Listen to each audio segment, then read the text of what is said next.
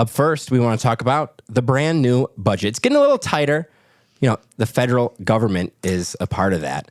But Donna, what did you take away from today's budget hearing from the new mayor, Mary Sheffield? City employees are going to get a bump in pay, I see. Well, I mean, you know, DDOT gets more money.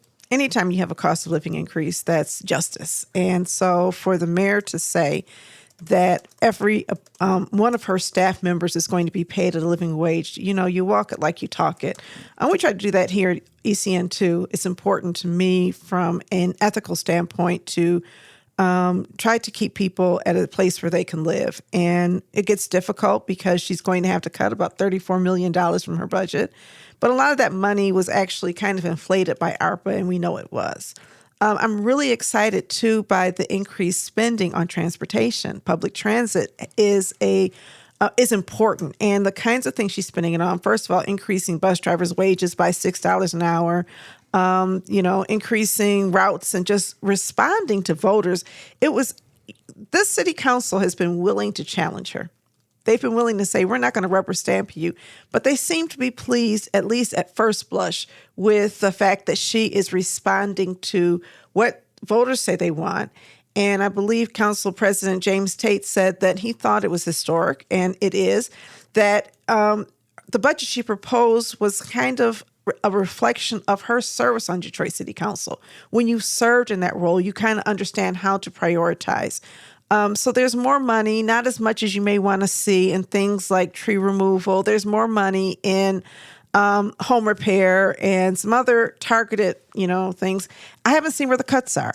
When you have $34.5 million in cuts, I think that's the number.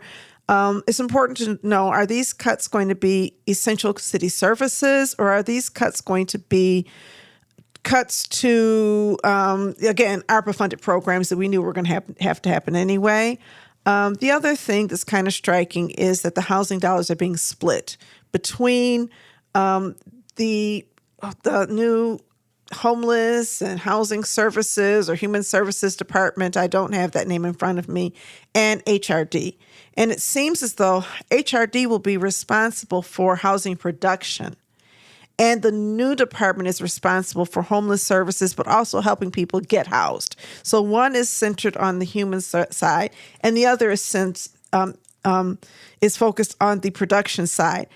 I'm not talking about it now, but I might actually say the Eastside Community Network has just gone through a kind of similar restructuring where we've separated production of housing from, serving people in housing. So it makes sense to me in that way.